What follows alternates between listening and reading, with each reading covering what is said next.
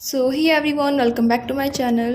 तो ये वीडियो जो है ये एक मोस्ट अवेटेड वीडियो है, रिक्वेस्टेड वीडियो है, जो कि मैंने बहुत ही हार्डली, मेरे को मिल नहीं रहा था इसका टेक्स्ट, तो थोड़ा सा ट्राई करके मुझे ये टेक्स्ट मिला है। तो ये लिखा है के अंदारूवाला ने, इनकी जो पोइट्री है र्यूमिनेशन, उसको हम इसमें कवर करेंगे। तो सबसे पहली बात तो ये आती है कि हम ऑथर के बारे में, मतलब कि जो पोएट है उनके बारे में थोड़ा सा पढ़ लें। तो ये ही वॉज बॉर्न इन 1937 इन लाहौर, जो कि इंडिया में ही है, क्योंकि ये एक इंडियन पेपर के अंडर है, मतलब कि MAG-7 के अंडर है। He went to college in Ludhiana completing his masters there. उन्होंने वहाँ पर अपनी मास्टर्स करी लुधियाना में।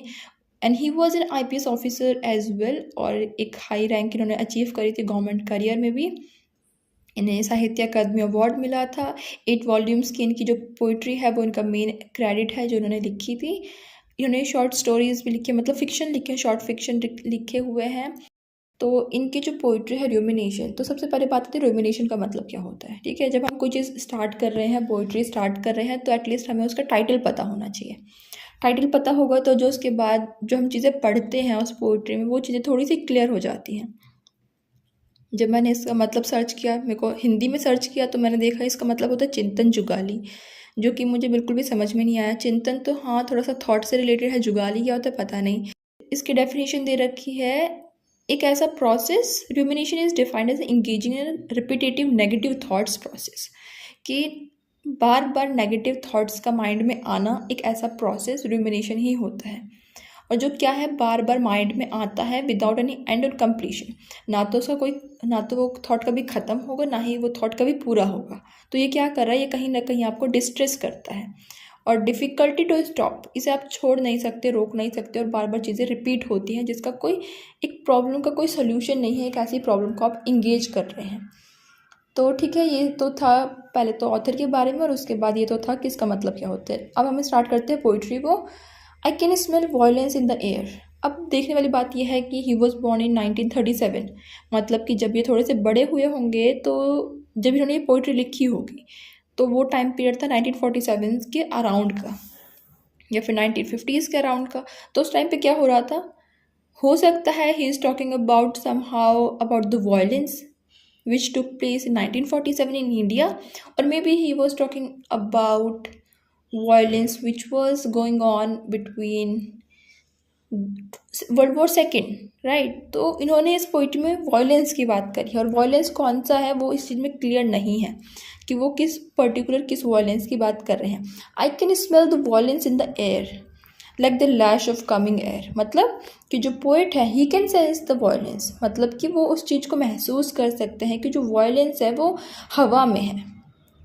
और वो हवा में क्यों है, वो कहीं ना कहीं इम्पेंडिंग वॉयलेंस को बता रहे हैं जो कि होने वाला है। जैसे कि हम बारिश को कैसे कहते हैं, हम देखते हैं आसमान में बादल अगर हो रहे होते हैं, ब्लैक हो रहा होता है, तो क्या बोलते हैं, बारिश आने वाली है। और अगर हम कभी कभी वो ये भी बोल देते हैं कि शायद यहाँ पे नहीं हुई, लेकिन शायद वहाँ पे बारिश होने वाली है, क्योंकि जो बादल है वो उस साइड जा रहे हैं। तो पोइट क्या कह रहा है, पोइट भी उसी चीज़ को सेंस कर रहा है, और सेंस क्या कर रहा है, impending violence which is going to take place, कोई ऐसी चीज़, कोई ऐसा वॉयलेंस जो कि होने वाला है। और वो क्या करते हैं, इस वॉयलेंस को कंपेयर करते हैं रेन से, जो कि किसी भी पर्सन के ऊपर लैश आउट होता है। लैश मतलब बहुत बुरी तरीके से उस चीज़ के ऊपर गिरना। जैसे कि रेन कभी कभी बहुत तेज़ होती है, तो हम बोलते हैं जो रेन है उसने क्या किया, it lash out at him, कि उसके ऊपर बहुत तेज बरसी। तो उसी तरीके से वो बताते हैं कि जो वॉयलेंस है वो भी उसके ऊपर या फिर किसी और के ऊपर कहीं और लैश आउट होगा, बहुत बुरी तरीके से होने वाला है, बिल्कुल रेन की तरह। और जो वॉयलेंस है वो क्या है, ये जो रेन की तरह है। एक तो लॉजिक ये है कि वो लैश आउट होगा एग्जैक्ट उसी तरीके से। दूसरा ये है क्योंकि ये जो वॉयलेंस है ये अनप्रिडिक्टेबल है, इसका नेचर हम बता नहीं सकते कि ये कब होगा। जैसे कि बारिश हमें नहीं पता होगी या नहीं होगी, ऐसा कंफर्म नहीं बता सकते कि हम हाँ अब होगी ही होगी, कई बार नहीं होती है। तो उसी तरीके से यहाँ पे वॉयलेंस को बोला गया है कि ये भी रेन की तरह है, जिसका हम नेचर नहीं बता सकते, जो कि अनप्रिडिक्टेबल है। और इसकी जो एबिलिटी है वो इतनी ज़्यादा है कि किसी भी पर्सन को ब्लाइंड कर देगी। जो वॉयलेंस है वो किसी भी पर्सन को ब्लाइंड कर सकता है। जो खून खराबा होगा, जो ब्लड शेड होगा, वो क्या करेगा, किसी भी पर्सन को ब्लाइंड कर सकता है। The violence would be caused by the manual hatred. अब मैनुअल क्या होता है, जो हम लोग खुद बनाते हैं। तो यहाँ पर मे बी वो बात कर रहे हैं जैसे कि उस टाइम पे जो हेट्रेड स्टार्ट हो गई थी हिंदू और मुस्लिम के बीच में, जो कि अभी तक बहुत अच्छे से सॉलिडारिटी में रहते थे, सडनली से वो दोनों एक दूसरे के अपोजिट हो गए। और क्या हुआ, दोनों के बीच में बहुत ज़्यादा हेट्रेड आ गई। जैसे कि आपने अमृता प्रीतम की पोइट्री पढ़ी है अगर, तो उसमें आपने देखा होगा जो कि उनकी पोइट्री है टू कॉल वारिश है, उसमें इन्होंने यही बात करी है कि जो लोग अभी तक खुशी खुशी रहते थे, सडनली वो क्या हुआ, एक दूसरे के अगेंस्ट टर्न आउट हो गए। तो वही बात यहाँ पे बोली गई है, जो वायलेंस है वो क्या है, म्यूचुअल हेट्रेड का है, दोनों तरफ से हो रहा है। और जो कहाँ हो रहा है, between two group of people. हो सकता है टू ग्रुप्स जो मुस्लिम और हिंदू हैं वो हो सकते हैं, या फिर कोई और भी हो सकते हैं। मेनली तो ये इंडियन के ही बात कर रहे थे, क्योंकि ये 1947 के अराउंड में वही वायलेंस हुआ है। अब जो पोइट है वो क्या करते हैं, the poet goes about looking for the places. अब यहाँ पे ऐसा नहीं है कि जो पोइट है वो फिजिकली जा रहे हैं, यहाँ पर वो कहीं ना कहीं अपने माइंड में जा रहे हैं, मतलब वो सोच रहे हैं ऐसा कि वो कहाँ गए हैं, उन प्लेसेस के पास जाते हैं, ढूंढते हैं जहाँ पर ये वायलेंस हो सकता है।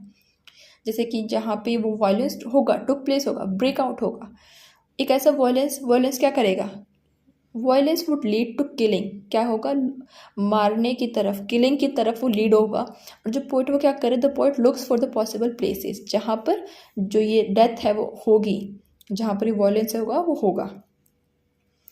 आगे पोइट क्या कह रहे हैं, जो only mass hatred dominate the scene set against the backdrop of the moon. अब बोला गया है जो मास हेट्रेड है, जो कि लोग इतने ज़्यादा भारी मात्रा में, इतने ज़्यादा लोग हैं वो हेट्रेड कर रहे हैं, वो चीज़ क्या करे, डोमिनेट कर रही है, कहीं ना कहीं उस सीन को डोमिनेट कर रही है जो कि बैकड्रॉप ऑफ द मून था। अब मून किस चीज़ का सिंबल है, सिंबल ऑफ लव है। तो बताया गया है जो सिंबल ऑफ लव है उसके अगेंस्ट में हेट्रेड स्टार्ट हो गई है। जैसे कि पहले की बात कर सकते हैं कि जो 47 से पहले जो था वो सिंबल ऑफ लव था, सब एक साथ रहते थे, सॉलिडारिटी थी, लेकिन सडनली क्या हुआ, हेट्रेड आ गई, मास हेट्रेड आ गई, और उसने क्या किया, सीन को डोमिनेट कर लिया। आगे है the Wallace stand brooding and stands like a cobra. और ये जो वॉलेस है कैसा है, ब्रूड कर रहा है, मतलब यहाँ वहाँ खोज कर रहा है और मंडरा रहा है, और क्या कर रहा है, कोबरा की तरह बहुत ज़्यादा डेंजरस है। और जो पोइट है उसकी कंडीशन कैसी है, वल्नरेबल है, सिचुएशन उसकी बेकार है बिल्कुल। और वो क्या कर रहा है, प्रूडिंग रेड होल्स। प्रूडिंग मतलब क्या होता है, यहाँ वहाँ ढूंढना, रेड होल्स मतलब कि उस चीज़ का लॉजिक क्या है, रीज़न क्या है। रेड होल का मतलब यहाँ पर ये नहीं होगा, जहाँ तक मुझे लगता है कि जो रेड्स के होल हैं, जो गड्ढे हैं, बल्कि वो है कि जो पोइट है he is trying to figure out the reason, कि जो वायलेंस हो रहा है उसका रीज़न क्या है, उसका मेन रेड होल क्या है। और इस अटैम्प्ट में वो क्या करते हैं, इस अटैम्प्ट में जो पोइट है वो क्लोज कर देते हैं जो रोटन होल होते हैं। वो चाहते हैं कि वो जो गड्ढे हैं उन्हें वो बंद कर दें, और उसमें क्या कर रहे हैं, एक्सप्लोर कर रहे हैं एकोइंग केव्स। एकोइंग केव्स मतलब उनके माइंड की बात कर सकते हैं हमें भी, कि उनके माइंड में चीज़ें बार बार एको कर रही हैं, बार बार गूंज रही हैं, जो चीज़ें वो वायलेंस हो रही है वो सब, और ये क्या है, हॉन्टेड हो रहे हैं उन सब चीज़ों की वजह से। आगे की बात करी गई है, आगे की लाइंस में इम्पेंडिंग वायलेंस जो है वो क्या है, पेंडुलम की तरह है, जो कि हर एक मूवमेंट जो हमने पहले चेरिश किया था उन सब चीज़ों को भेद रही है। जैसे पेंडुलम होती है, वो एक एक सेकंड, एक एक मिनट के बाद एक आवाज़ करती है। तो कहीं ना कहीं पोइट बोल रहे हैं कि ये जो वायलेंस है पेंडुलम की तरह है। जैसे कि एक शांत मूवमेंट चला, शांति से लोग रहते थे, पर रैंडम से क्या हुआ, एक साउंड हुई, और वो साउंड क्या है, वो वायलेंस की साउंड है, जिसने उस चीज़ को कहीं ना कहीं काट दिया है, रेंडर कर दिया है पेंडुलम की तरह, एक स्ट्रोक की तरह। और ये क्या करते हैं, it project eyes that highlight hatred towards reptiles probably as reptiles to scavenger. अब ये क्या कर रही है, ये क्या दिखा रही है, हेट्रेड को दिखा रही है, किसके टुवर्ड्स में, रेप्टाइल्स। रेप्टाइल्स क्या होते हैं, जो रेंगने वाले जो जानवर होते हैं वो होते हैं। और स्कारवेंजर क्या होते हैं, स्कारवेंजर जो कि जैसे कूड़ा वूड़ा साफ करते हैं उस तरीके से, उस तरीके के कुछ लोग होते हैं, उन्हें बोला जाता है। तो यहाँ पर उन रेप्टाइल्स को बोला गया है। वो बोलता है उसके जो वूंड्स हैं, जो पोइट है वो बोलता है उसके जो वूंड्स है वो ग्रीन नहीं हो रहे हैं। क्यों नहीं हो रहे हैं, क्योंकि they are fresh and red. जो वायलेंस है वो अभी भी फ्रेश और रेड है, इसीलिए जो उसके वूंड्स है वो भर नहीं रहे हैं। और वो ग्रीन किस चीज़ को सिंबलाइज कर रहा है, रेडीनेस को, कि अभी भी चीज़ें हो रही हैं, ख़त्म नहीं हुई, अभी भी हो रही हैं। वो अपनी फिंगर्स को क्रॉस करता है और क्या करता है, क्रॉस बोन्स को देखता है। क्रॉस बोन्स क्या हो सकता है, वहाँ पे जो वायलेंस हुआ था उसकी वजह से जो बोन्स पड़ी थी, या फिर जब आपने देखा होगा डेंजर का जहाँ पे साइन होता है वहाँ पे क्रॉस बोन होती हैं, 2 हड्डियाँ होती हैं और ऊपर एक स्कल होता है। तो ये क्या बोल रखा आगे, he hunts for death, that has no hair in the bard bone. वो क्या करता है, वो डेथ को ढूंढ रहा है, वो हंट करता है, डेथ को ढूंढ रहा है, जिसकी कोई भी बार्ड मतलब हेयर नहीं उसके बार्ड हेड पे, बोन्स पे।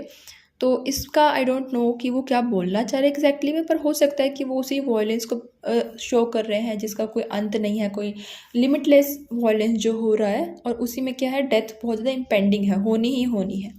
और जो हेयर है वो क्या है, एक डेड टिश्यू है, हेयर है वो एक डेड टिश्यू होती है। और यहाँ पर क्या है, डेथ को छोड़ के जितनी भी चीज़ें हैं, सिर्फ डेथ ही नहीं, हर एक चीज़ जो है वो क्या है, वो डेड है, मर चुकी है। क्यों? क्योंकि वॉयलेंस वहाँ पे हो रहा है और ह्यूमैनिटी भी मर गई है।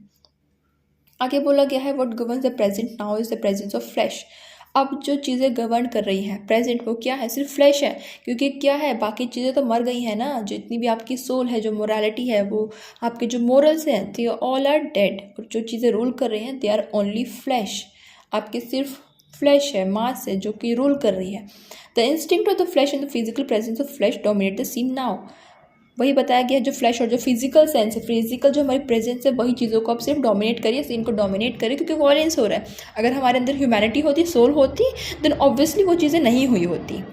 His destiny lie in this area. जो वो बोलता है, पोइट है, वो क्या बोल रहा है कि उसकी डेस्टिनी भी इसी एरिया में लाई होती है, रहती है, कि उसके साथ भी यही चीज़ें होंगी। Corruption rules the roots now. Corruption क्या है, करप्शन अब यहाँ पर रूल करता है, यहाँ की जड़ों में भी करप्शन है। Floating smell emanates from morgue. अब फ्लोटिंग स्मेल्स की बात क्यों करी गई है, मॉर्ज की बात करी है। मॉर्ज क्या होते हैं, जहाँ पर ये लाशें रखी, डेड बॉडी रखी रहती हैं, तो वही बात करी है। Socrates defined death as the absence of anything, people get use to death after a while. कि जो लोग हैं वो भी डेथ के यूज टू हो जाते हैं थोड़े दिनों के बाद में, कुछ देर के बाद में। अब यहाँ पर क्या हो रहा है, जो पोइट है वो, this is what the poet means, that death is so soft, you can put death 10 days in a well and it turns soft। अब यहाँ पर क्या बोला गया है, जो मॉर्च में बॉडीज रखी गई हैं, उनके साथ क्या हो रहा है, rose water, incense stick, flower, सब कुछ चढ़ाया गया है, सब कुछ रखा गया है। And they all are trying to, कहीं ना कहीं वो क्या कर रहे हैं, फैलाने की कोशिश कर रहे हैं देयर अरोमा, जो कि खुशबू होती है उसको, ताकि वो क्या करे, जो डेथ की स्मेल है, जो बॉडीज़ की स्मेल है, वो चली जाए। लेकिन क्या हो रहा है, ये जो चीज़ें हैं ये भी सिर्फ थोड़ा सा काम कर पा रही हैं। क्यों? क्योंकि जो उनकी फ्रेगरेंस है इन चीज़ों की, वो भी थोड़ी ही देर का काम करते हैं, उसके बाद चीज़ें ख़त्म हो जाती हैं। अब उसके बाद क्या हुआ, एक और बॉडी को वहाँ पे लाया गया मॉर्ज में, मॉर्ज के जो वरांदा है वहाँ पर एक और बॉडी को लाया गया, और उसके क्या है, इंडिविजुअलिटी को लूज़ कर दिया है। अब ये जो बॉडी आई है ये किसकी है, ये सपोज की गई है एक वुमेन की, एक वुमेन की बॉडी है, जिसके हस्बैंड ने उसकी जो नाक है, नोज़ है, उसे कट ऑफ कर दिया है, और प्लंग्ड अ नाइफ, उसने एक नाइफ को उसके ब्रेस्ट में डाल दिया था और मार दिया था। क्यों मार दिया था? क्योंकि उसे शक था कि जो उसकी वुमेन है, जो उसकी वाइफ है, उसका अफेयर किसी अनदर मैन के साथ हो रहा था, इसलिए उसने नाक काट दी और उसके ब्रेस्ट में उसने एक नाइफ डाल दिया। तो यहाँ पर क्या कंपेयर किया गया, उसके हस्बैंड ने जो उसके नोज़ को कट किया है, उसको किस तरीके से कंपेयर किया, फ्रूट से। जिस तरीके से फ्रूट काटा जाता है, उसने उसके नोज़ को कट कर दिया, और जिस तरीके से कोई टायर पंचर हो जाता है, उसी तरीके से उसके हस्बैंड ने उसके लंग्स को पंचर कर दिया है। और ये क्या थी, ये थर्ड वर्ल्ड की स्टोरी, ये क्या थी, ये स्टोरी है इनफिडेलिटी की, मतलब कि जो कि शादी के बाद भी जो अफेयर चलते हैं उसे बोलते हैं इनफिडेलिटी, ठीक है। तो ये स्टोरी है उसकी, जैसे कि धोखाबाजी जिसे हम बोलते हैं, और एक इंसेंस्ड हस्बैंड जो कि बहुत ज़्यादा ऑब्सेस्ड था अपनी वाइफ से, उसकी स्टोरी थी। अब जो मैन है वो बहुत ज़्यादा फ्लेक्सिबल है और बहुत ज़्यादा अडेप्टेबल है हर एक सिचुएशन में। आगे की स्टोरी में यही चल रहेगा, आगे की लाइंस में इसे बोला गया है, जो मैन है वो बहुत ज़्यादा फ्लेक्सिबल है और बहुत ज़्यादा अडेप्टेबल है। उसे किसी भी सिचुएशन में अगर तुम डाल दोगे तो वो उस चीज़ को अडेप्ट कर लेगा। और यहाँ पे एग्जांपल किसका दिया है, जैसे कि अगर तुम उसे बरी करोगे, अगर तुम किसी मैन को, ह्यूमन काइंड को बरी करोगे, वो बहुत ज़्यादा अर्थ की तरह बन जाएगा, फिल्म एज अ अर्थ, बिल्कुल अर्थ की तरह मट्टी बन जाएगा। अगर तुम उसे जलाओगे, if you burn him he will take it as a challenge, वो उसको चैलेंज की तरह लेगा और राइट द फ्लेम्स, आग के साथ खेलेगा। If you throw him to the birds, अगर तुम उसे बर्ड्स की तरफ फेंक दोगे, हवा में फेंक दोगे, तो वो क्या कर देगा, वो अपनी बॉडी को एक तरीके से रिनाउंस कर देगा, त्याग देगा। जैसे कि एस्थेटिक, मतलब जो कि सेजिस होते हैं, हर्मिट्स होते हैं, जो संत टाइप के लोग होते हैं, वो क्या करते हैं, वो अपने आप को पूरा समर्पित कर देते हैं। तो वो क्या करेगा, अपने आप को समर्पित कर देगा, अपनी जो फ्लैश है, अपनी जो बॉडी है, उसको समर्पित कर देगा। किनको? बर्ड्स को। क्यों? क्योंकि जो बर्ड्स हैं वो एज अ फूड उसे खा लेंगे, they will eat him, right. उसके बाद बोला गया है जो रेन है, rain that generally stand as a symbol of fertility and positivity. यहाँ पर उसे नेगेटिव टोन में, ओवरटोन में दिखाया गया है। जैसे कि हम बोलते हैं इंडिया में तो यही है कि रेन जो है वो फर्टिलिटी का सिंबल है। जब बारिश होती है तो किसानों का बहुत दिखाते हैं, फार्मर्स का दिखाते हैं कि उसने फर्टिलिटी को कहीं ना कहीं स्टार्ट कर दिया है। पॉजिटिविटी है कि रेन आया, चीज़ें सारी चीज़ें हैं जो दोबारा से रिन्यू हो गई, सब कुछ नया हो गया। लेकिन यहाँ पर क्या है, रेन को सिम्बलाइज किया है वॉयलेंस के साथ में कि जो रेन है वो लैश आउट होगी और चीज़ें ख़त्म हो जाएंगी। जैसे कि वॉयलेंस है वो स्टार्ट होकर चीज़ें ख़त्म हो जाएंगी। Rain, rather than crying, come across as a screening and the acting as a blind sheet blinding others. ये जो रेन है वो किस तरीके पे दिखा रखा है कि ये स्टार्ट होगी, सबको ब्लाइंड करती जाएगी, सबके जो एक्शंस है उनको ब्लाइंड शीट की तरह दिखा रखा है, लोगों को ब्लाइंड कर देगी, उनकी विजन्स को ख़त्म कर देगी। वंस द ब्लर लिफ्ट, एक बार जब ये धुंधली चीज़ें हट जाएंगी, जो जितनी भी चीज़ें ब्लर है वो हट जाएंगी, the colours deepen and the hedges appear to smile making is curve apparent the leave that. अब ये बारिश क्या होगी, बारिश जब होगी, ये जो होगा तो क्या होगा, जो प्लांट्स हैं उनके ऊपर जो डस्ट कोटेड हो रखी है वो कोट उन लीव्स से हट जाएंगे। नाउ शाइन, और जब वो हट जाएंगे तो क्या होगा, वहाँ पर शाइन होने लग जाएंगे। तो जो वॉयलेंस है, एक वो वॉयलेंस होगा, लेकिन जब वॉयलेंस ख़त्म हो जाएगा तो चीज़ें क्या होंगी, दोबारा से ख़त्म हो जाएंगी, लोग दोबारा से नॉर्मल लाइफ में आना चाहेंगे, चीज़ें दोबारा से शाइन करेंगे। This come fills from the pool once the pool is filled with water from the rain. जो पूल है वो एक बार फिल हो जाएगा, और पूल है वो किससे फिल होगा, जो वाटर होगा जो रेन से आएगा, ये सब बता रखा है। तो जो पोइट है वो बहुत ज़्यादा डीपनिंग उनका जो थॉट है उसमें पड़े हुए हैं, सोच रहे हैं। और वो क्या सोच रहे हैं, the poet to looks for a cleansing feeling. जैसे कि बोला गया है ऊपर कि जो रेन है वो क्या करेगी, चीज़ों को क्लीन कर देगी। जब ब्लर है वो हट जाएगा, जो विज़न है वो ख़त्म हो जाएगा, जो लीफ है वो भी डस्ट से मुक्त हो जाएंगी, मतलब उनसे डस्ट हट जाएगा, लीफ से डस्ट हट जाएगा, तो क्या होगा, चीज़ें दोबारा से शाइन करेंगी। तो जो पोइट है वो भी क्लिनजिंग फीलिंग की तरफ देख रहे हैं, सेंस कर रहे हैं। अ सेंस ऑफ परग्रेशन, परगेशन क्या होता है, आपको एक तरीके से क्लिनजिंग फीलिंग, मतलब कि आप बिल्कुल ही ठीक हो जाओगे। जैसे कि कैथारसिस पढ़ते हो तो उसमें होता है ना कि जो कोई भी प्ले है उसके अंदर ये एबिलिटी होनी चाहिए कि जो लोग आए हैं उसमें पिटी एंड फियर को इवोक कर सके। क्यों, क्योंकि वो आपको पर्च करता है, आपके अंदर की जो फीलिंग होती है, डस्ट होता है, डर्ट होता है, उस सब चीज़ों को क्लियर करता है। और इस तरीके की क्लेंजिंग वो ढूंढ रहे हैं जिस तरीके की कोई पर्सन डिस्कवर करता है नहाने के बाद टेम्पल में जब वो जाता है उस चीज़ को। However the poet can not find it, हालांकि जो पोइट है वो सिर्फ ढूंढ नहीं पा रहा है, as he has misplaced it somewhere in the carbon of the past. क्यों नहीं ढूंढ पा रहा है, क्योंकि उसने वो कहीं ना कहीं मिसप्लेस कर दिया है, किसी पास्ट में, पिछड़े जो टाइम बीत गया उसी में कहीं पे छोड़ दिया है। He cannot locate it at the present but is aware of the fact that it exists somewhere in the remote past। लेकिन उसे ये नहीं पता है कि वो कहाँ है प्रेजेंट में, लेकिन उसे ये पता है कि वो कहीं ना कहीं पास्ट में ही एग्जिस्ट करती है, जो कि हमारा लव हो सकता है। वो लव को ढूंढ रहा है लेकिन प्रेजेंट में वो एग्जिस्ट नहीं करती है।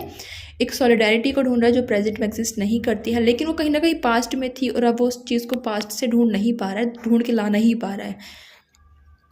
तो मेनली ये तो था जो मुझे समझ में आया इतना सबको सर्च करने के बाद में। इसको छोड़ के भी हो सकता है एक आधे इंटरप्रिटेशन और हो इस पोइट्री की, तो उसका मैं कुछ कर नहीं सकती क्योंकि मेरे को और कुछ मिला नहीं।